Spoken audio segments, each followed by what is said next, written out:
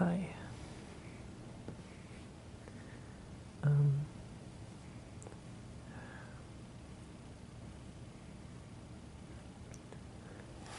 sure enough, last night I did keep talking until I fell asleep. And it did keep on recording for a while, until it was like an hour and 40 minutes long, I think. Somewhere around that. Or maybe like an hour and 4 minutes. And then the SD card did in fact run out of space, so it stopped recording. And then the camcorder shut off from inactivity. I remember as I was talking, I reached a point where I felt like I just couldn't bother to speak anymore. I felt like it took more effort to do it. And that was like me slipping into being asleep. And the next thing I knew, I was waking up and the camcorder was still sitting in front of me. And it was off. And I figured that it had recorded for quite a while. Now I've already uploaded the footage. And now I'm in bed. Today I also recorded myself making a grilled cheese. And I had silly dialogue. Or monologue. Monologuing, I guess.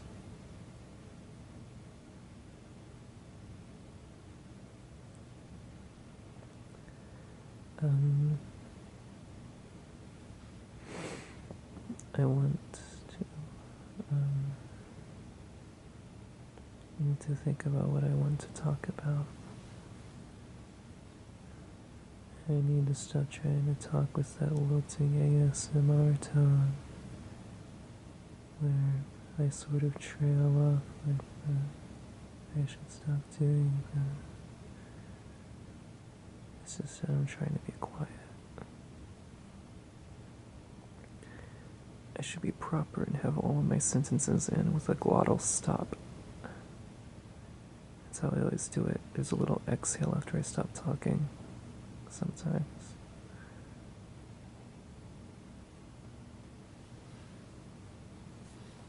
I wonder if that's indicative of something. Like it could be like an omnipresent tension that manifests in my speech patterns.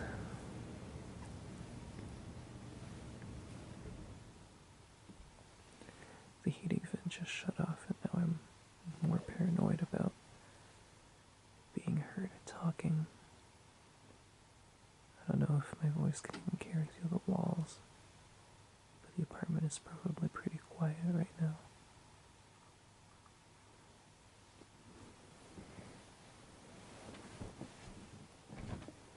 I just noticed I'm kind of lying sideways on the bed, so I need to readjust.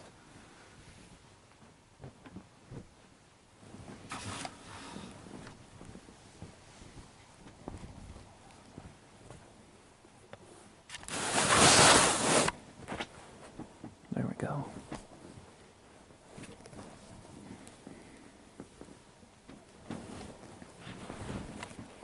I need to try to come up with another nostalgic memory to dredge up. I already had something in mind before I got into bed, but I can't recall it now. But I do remember brushing my teeth in the old house. Oh, I remember now. I'll say what I was already saying. I remember brushing my teeth in the old house.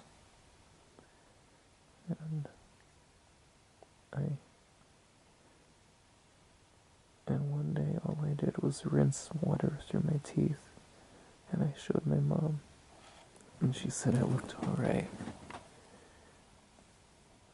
And then I said, ha, I gotcha, all I did was rinse, so that means I don't actually have to brush my teeth every morning. But she didn't understand what I'd said, so she was like, okay, you'll rinse after every time you brush your teeth. And or maybe that was just like a snarky answer. But then I started rinsing my mouth every time I brushed my teeth in like a different way forever. Um, I When I lived in the old house, I would frequent an anime daycare roleplay chat and roleplay as a character named Ted, who was a Nico emo vampire werewolf, tanuki everything, and a lycanthrope.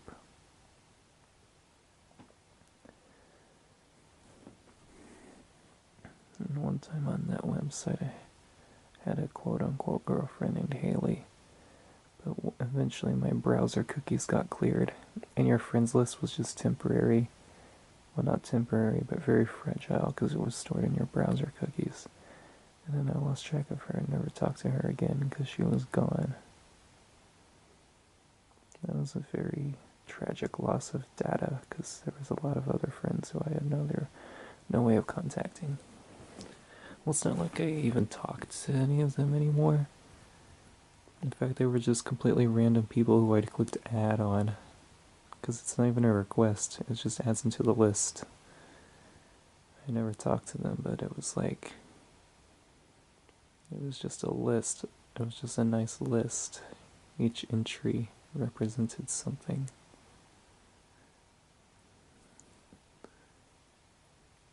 It's like my Xbox Live friends list. I don't remember my relationship with any of those people in the slightest, but each name carries some kind of arcane meaning to me. Every gamer tag. Hedwig died lol, and Bookie Nay, and Mario Party or something like that. Camper 39. I don't know who any of those people are. I can't remember ever interacting with them. But those names are something else. And what is it, like Elevated Mirror 15, I think, is one of them. Whatever, I don't need to keep listing stuff. Oh, Sharpixel. Okay, I'm done now. Brizuga. Okay, I'm done now.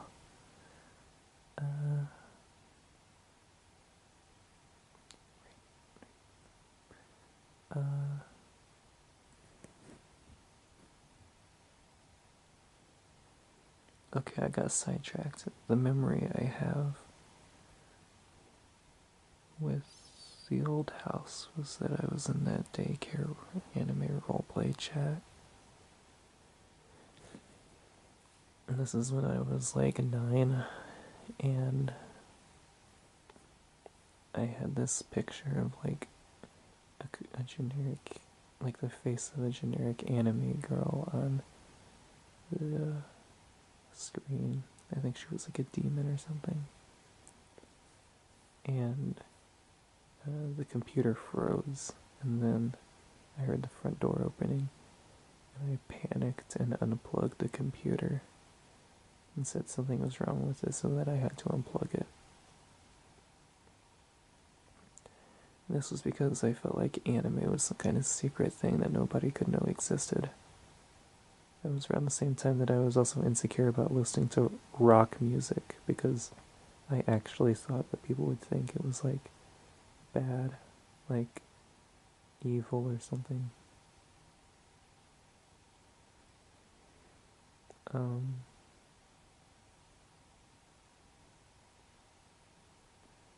I had another similar memory for a second there.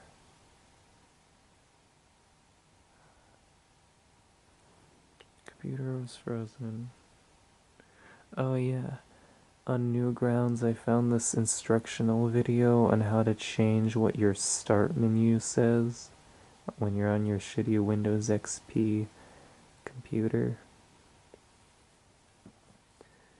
And to this day, I still find that to be an interesting trick. But the memory is I was following it, and this guide involved opening Task Manager and killing Explorer.exe. And I had no idea what I was doing at the time. So I killed Explorer.exe and the start menu and all my desktop icons and everything disappeared and I couldn't interact with it properly anymore. And I thought that I had just broken the computer. And I started crying. And in a fit of desperation, I either held down the power button or unplugged it and turned it back on. And hey, I fixed it.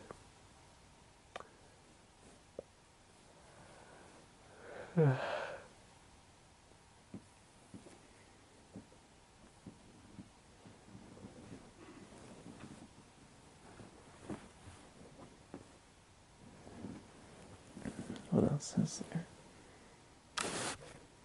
Playing Adventure Quest. Reading Diary of a Wimpy Kid online. Oh, this is a good one. So, the first 3 physical Diary of a Wimpy Kid books are, or perhaps used to, be available for free online. Now, they are kind of framed as just one big thing, and I read all of them. So, then I heard that there was the sequel, Diary of a Wimpy Kid 2, Roderick Rules, and I convinced my mom to buy it for me. But see,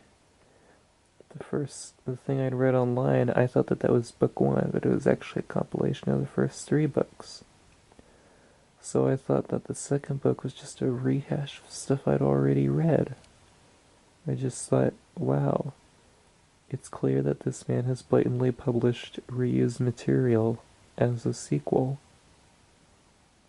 And I sent Jeff Kinney an angry email about it. And he was probably confused. Or his secretary was confused. Very momentarily. Speaking of leaving random workers with severe momentary confusion. Well, it wouldn't be severe. What I'm about to talk about would be severe. I got a telemarketer. Back when I got telemarketers. And I was like 9 or 10. And usually I would go on an internet meme rant. I would just go, I like mudkips. I'm a fire in my laser. Or something like that. Or I would rickroll them. But this telemarketer, I decided that I was going to be sadistic with, apparently. So here's what 9 to 10-year-old me would do. Well, I only did it once, but it's like weird. Okay.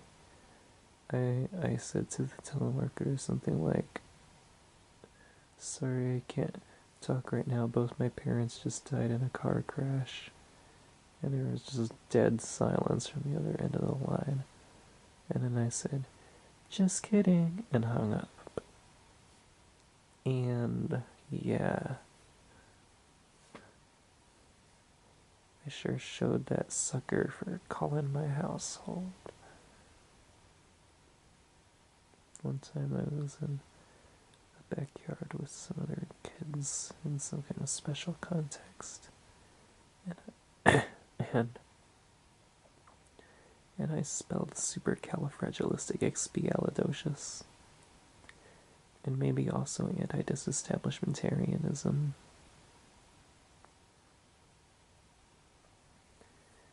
I had a friend named West, except actually he annoyed me and I tried to avoid talking to him all the time. One time I got my stepdad to pretend that he was deleting all my PS2 game saves as a punishment for something, so that when Wes came to the front door, he'd be able to say, "Oh no, we're busy doing this right now." And then Wes would have to go away. But the thing was, he was just lying to help me out.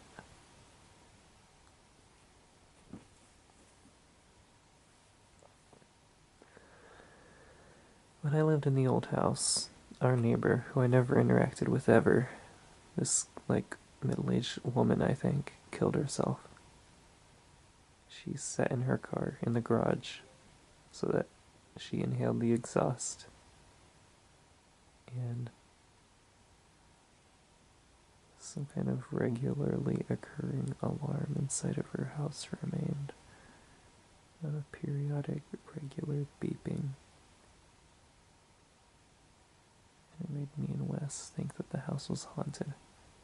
And I showed my mom. And Wes was so freaked out. And he was like, "Oh my god, ghost." And one time I showed him Roblox, and that permanently changed him as a person. He would just go on ranting about noobs and the admin pickaxe and whatever.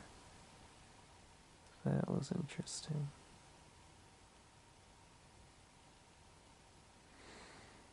I just heard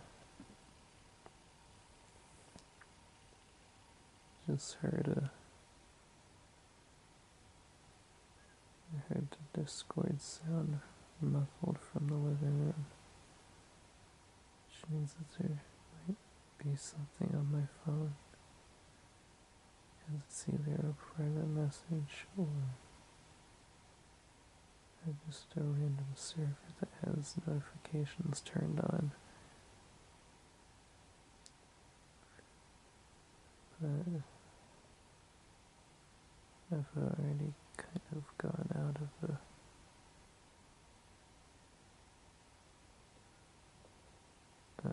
fully awake state.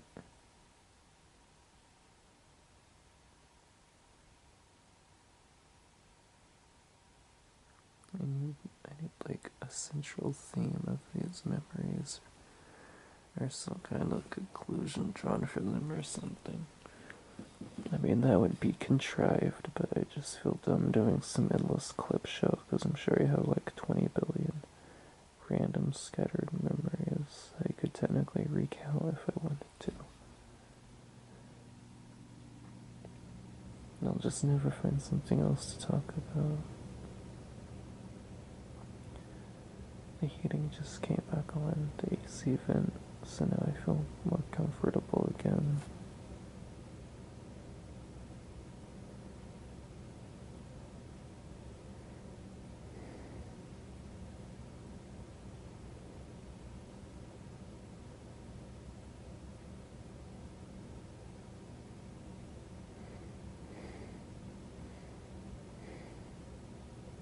I just kind of got a falling out of consciousness vision of like a giant gloved hand that walks on its middle and index fingers, and it's walking toward me, and that scared me.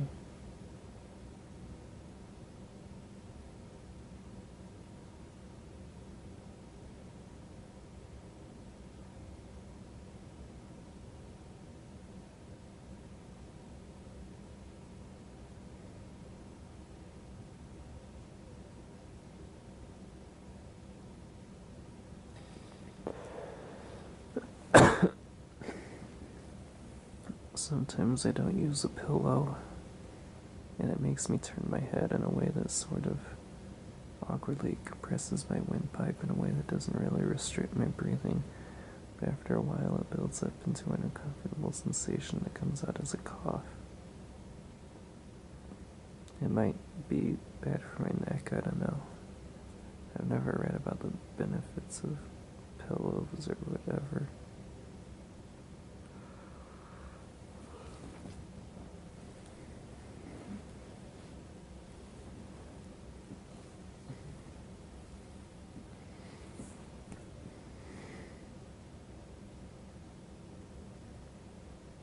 I might end up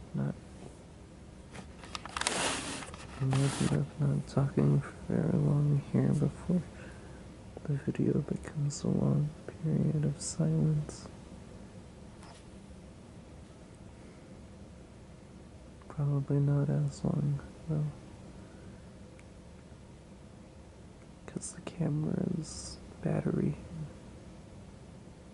is just the last slice in the little battery icon.